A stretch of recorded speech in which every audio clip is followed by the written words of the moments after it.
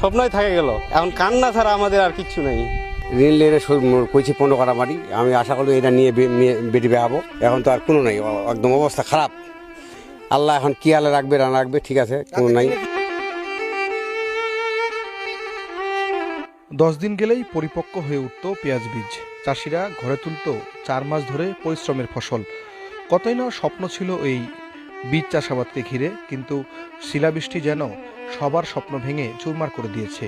ঠাকুরগাঁয়ের বালিয়াডাঙ্গিতে শনিবার রাতের ঘূর্ণিঝড়ে বিভিন্ন ফসলের ক্ষতি হয়েছে। এতে সবচেয়ে বেশি আক্রান্ত হয়েছে পেঁয়াজ বীজ চাষিরা। প্রায় অনুমানিক 2:30টার দিক প্রথমে বৃষ্টি শুরু হয়। বৃষ্টি হওয়ার পরে শিলাবৃষ্টি, পাথর, এগুলো হয়ে আমাদের পেঁয়াজ প্রচণ্ড ক্ষতি হয়। এত ক্ষতি হয় যে আমাদের 5 ভাগের 2 ভাগে ক্ষতি, 3 ভাগে ক্ষতি বলা চলে, 3 ভাগ। তো এগুলো আমাদের বীজটা আমরা আগামী শনিবার লাগাত কাটতাম। তো বীজটা আমাদের আপাতত দানা হয়ে গেছে, দানাটা আমাদের পাকে নাই। পাকলেই আমরা কাটতাম, পাকার পূর্বেই এই দুর্যোগ হয়ে গেছে শিলাবৃষ্টিটা। তাই আমাদের কৃষকের এভাবে অনেক ক্ষতি হয়েছে। আমি সকাল 7টা থেকে বিভিন্ন জায়গায়, মধুপুর, পুতিলা বাসা, তারপরে লাহারি, চারুল, এখানে গেছি, তেগাছিয়া, এইসব এলাকায় ঘুরছি উন্নয়নে। তো কিছু কিছু এলাকা একেবারে ডিজাস্টার হয়ে গেছে, একেবারে 50 কেজি বীজও হবে না বিঘা প্রতি। কিছু কিছু জায়গা একটু ভালো আছে, যেখানে একটু পাথর কম পড়ছে সেখানে একটু ভালো আছে, তাও ক্ষতিগ্রস্ত হয়েছে প্রায় 30%, 40% ক্ষতিগ্রস্ত হয়েছে।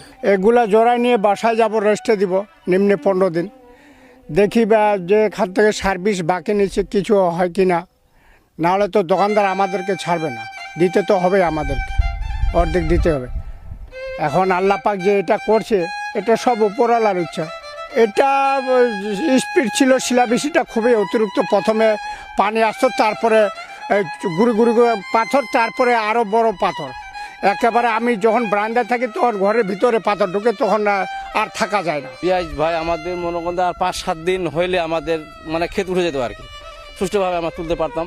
কিন্তু গতকালের অবস্থা আমাদের একদম খুবই নাজুক, সব শেষ করে দিছে আর কি, পাথরে, বাতাস, সব আমাদের অবস্থা খারাপ। আমাদের এই চারল গ্রামটা আর কি, এই মধ্য চারল গ্রামটা, ওদিকে আবার ভালো আছে, ওদিকেও আছে, কিন্তু এটা আমাদের অবস্থা একদম শেষ। দেখছেন তো এখন মানুষ কিভাবে চলবে, কৃষক সবাই তো ঋণ মহাজন, মনে করেন দেনা পাওনা, এই দোকানদার পাবে, আরও অনেক এই যে বাল্ব লিখিয়ে ওরা পাবে। অনেকজনের মেয়ে উপযুক্ত হয়ে যে বিয়ের উপযুক্ত হয়ে যে পেঁয়াজ করে বিয়ে দেবে, আবার কেউ মেয়ের দেনা আছে, দেনা শোধ করবে। আমাদের